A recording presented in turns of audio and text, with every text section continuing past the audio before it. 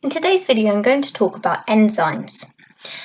This is a really good follow-on video from my last video on proteins. So if you haven't seen that video yet, I would strongly suggest watching that first and then coming back to this video, as understanding proteins is really integral to fully understand this topic of enzymes. So what are enzymes? Enzymes are biological molecules that speed up the rate of reaction, and they do this by acting as a biological catalyst. So if we look back to our definition of a catalyst from GCSE science, a catalyst is a substance that speeds up a chemical reaction but isn't used up in the reaction itself. So how do enzymes act as catalysts? Well, enzymes can catalyse various metabolic reactions at both the organism level, such as digestion, or at the cellular level, such as in cellular respiration. They can also affect the structure and the functions of organisms. So the example I've given here is collagen production. And collagen is a protein molecule that is very rigid and resistant to stretching and is found in the skin. And when you're young, you have high levels of collagen in your skin and it makes it very elastic and smooth. But as you get older, the enzymes that are responsible in collagen synthesis decrease, and so you have less collagen in your skin, which is why older people have much looser skin, thinner skin, and they also appear more wrinkly. So enzymes have a highly specific active site, and this has a specific shape and allows it to interact with a specific substrate. And enzymes can also exist as intracellular or extracellular proteins. So intracellular means it can be found within a cell, or extracellular means it can be found outside of a cell. So enzymes principally work by lowering the activation energy required for a reaction to take place. So activation energy is the energy required to initiate a reaction and is often provided as heat.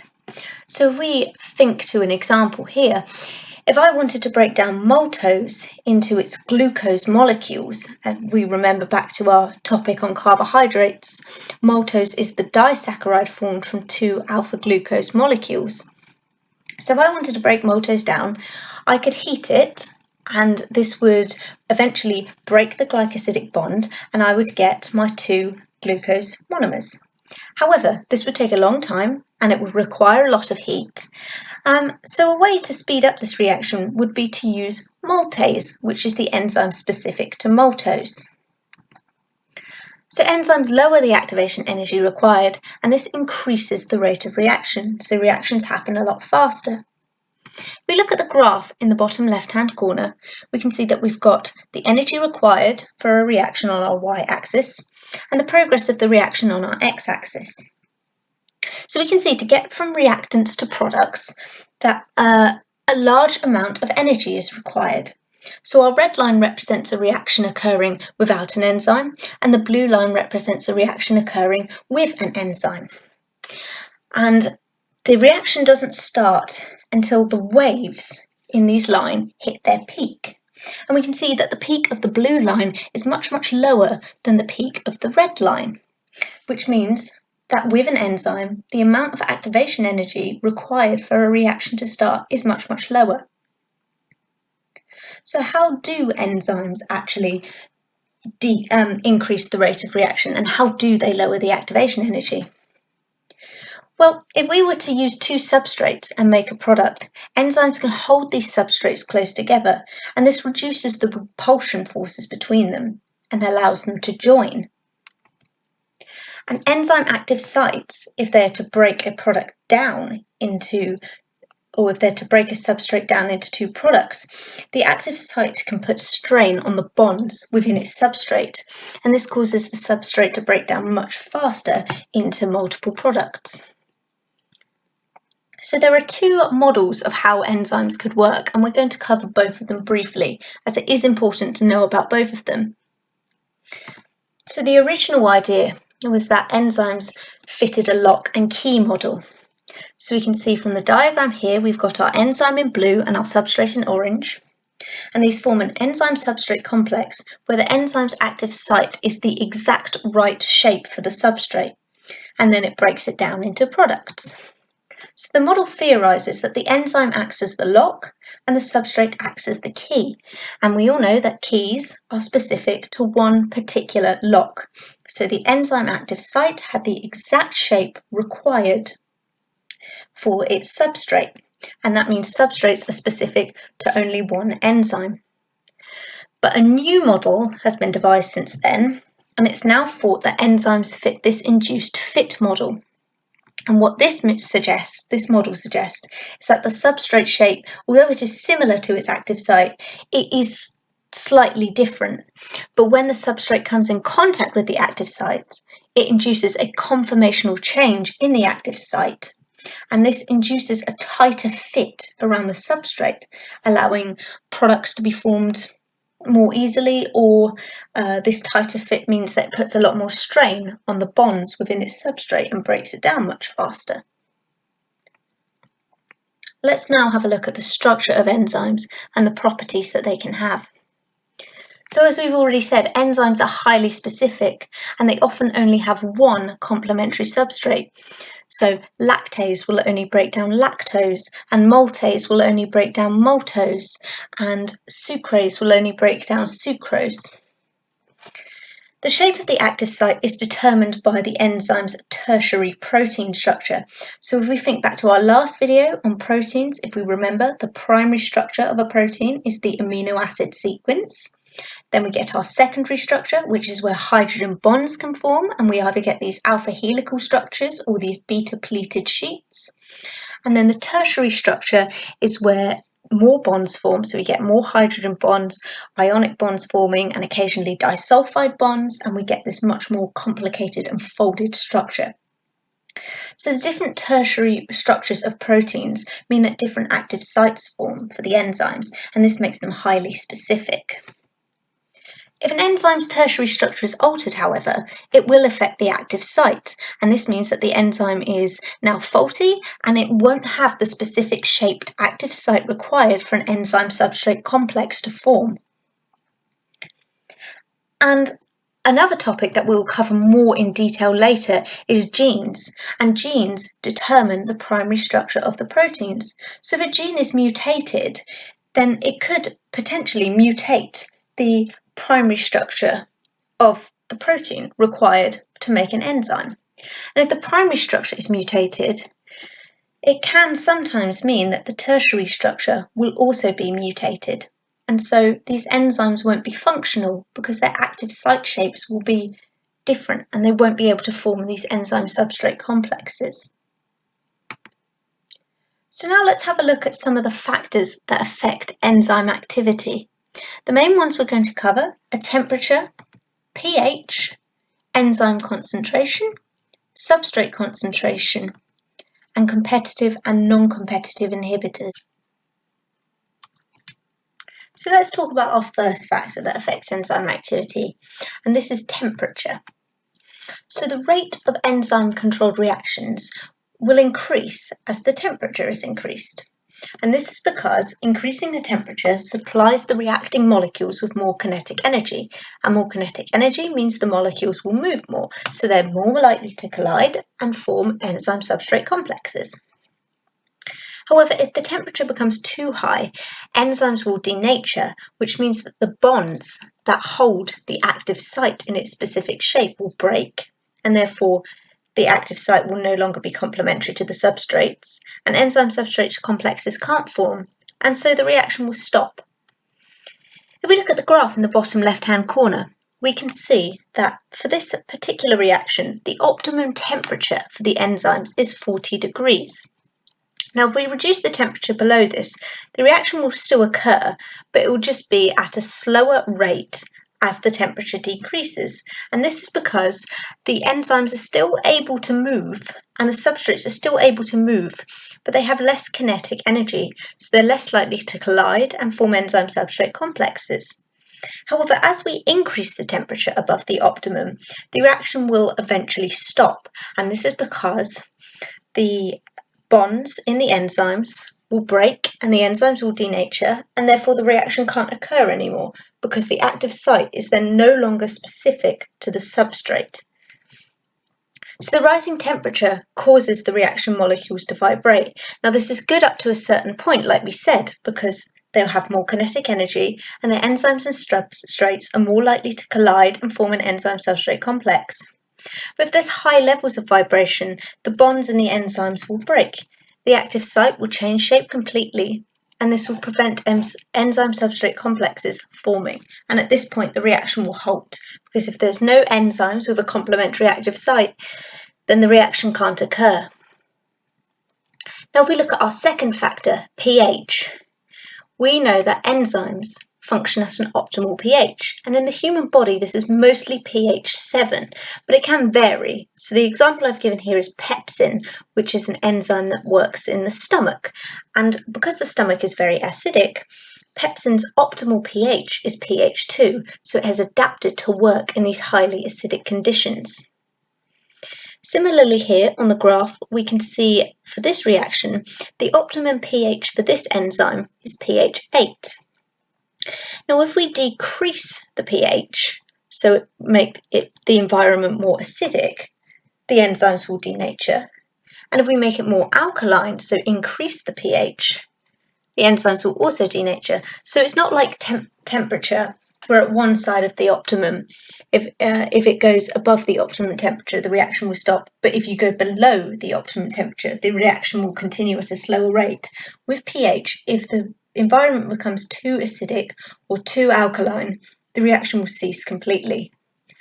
This is because above or below the optimum pH, there are excess H plus ions present if the environment is very acidic, or excess OH minus ions present if the environment is very alkaline. And these excess ions can affect the hydrogen and ionic bonds present within the enzyme.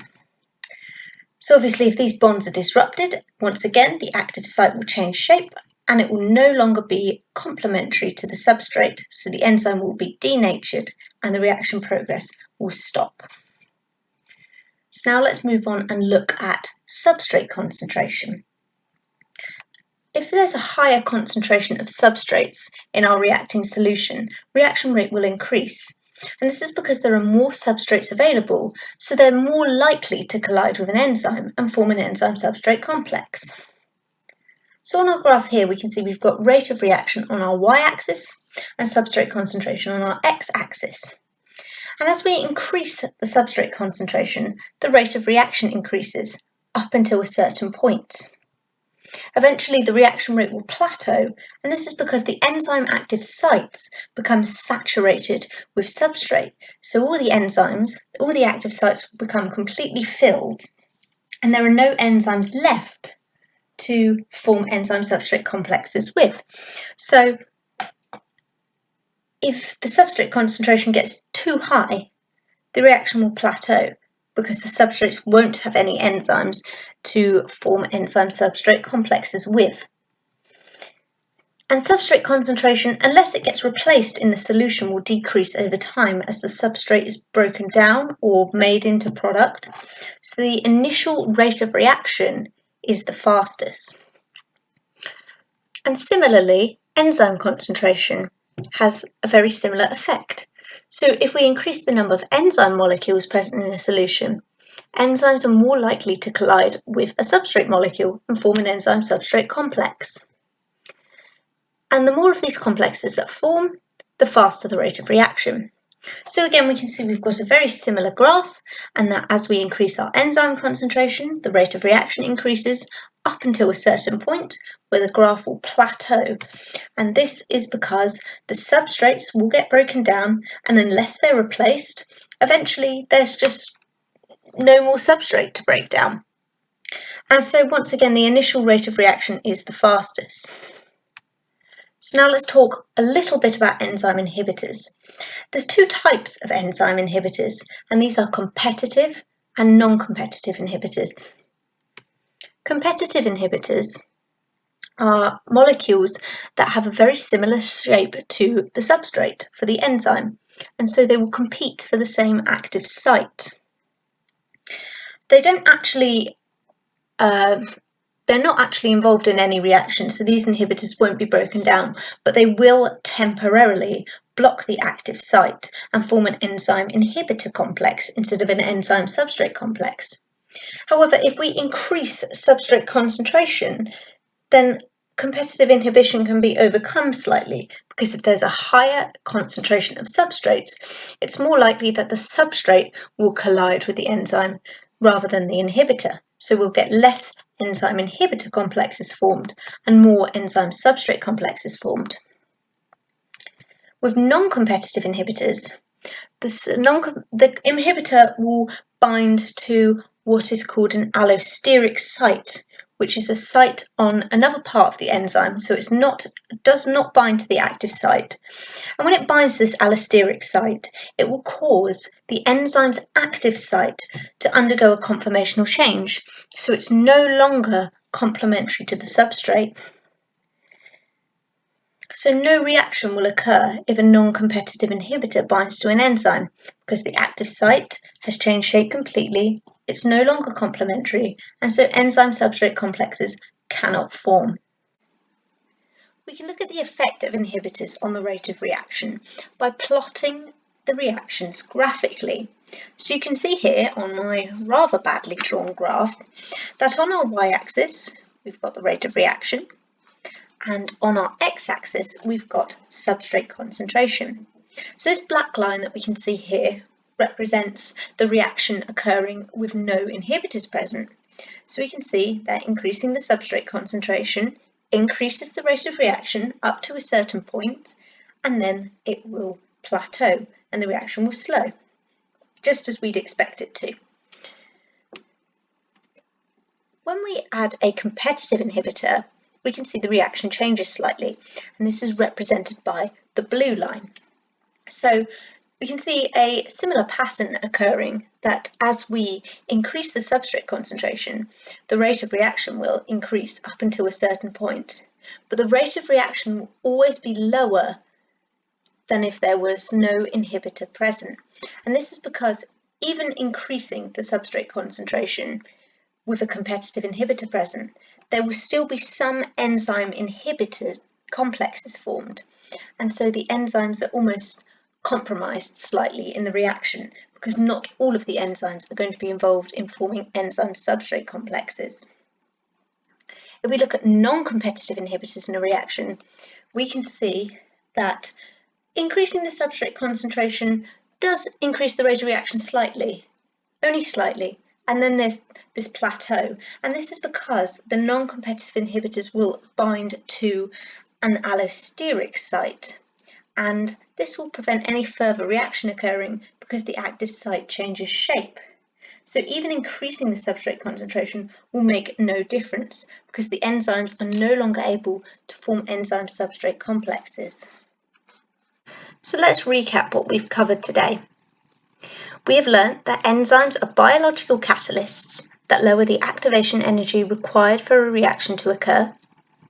We've learnt that the current model of enzyme substrate complex formation follows the induced fit model theory, where a substrate binds to a specific active site and induces a conformational change in the enzyme's active site, so it can bind more tightly. We've learned that active sites are determined by the enzyme's tertiary structure, but gene mutations can affect enzyme production due to changes in the primary structure of the protein. We've learnt that enzyme activity is affected by temperature, pH, enzyme concentration, and substrate concentration. And finally, that inhibition can be competitive, where the molecule competes with the substrate for the same active site, or non-competitive, where molecules bind to an allosteric site and change the active site's shape. So the best thing to do now is to go away, cover this information again until you understand it fully, and then do the following test questions. Draw a graph to show how enzymes lower the activation energy required for a reaction. Explain why enzymes are highly specific and how they can lose specificity, referring to both the primary and tertiary protein structures. What 4 factors affect enzyme activity? Explain how each has an effect and what overall effect each has on the rate of reaction. And finally, describe the differences between competitive and non-competitive inhibition and draw a graph to show the effects of each on the rate of reaction. That's all for today. Thank you for listening.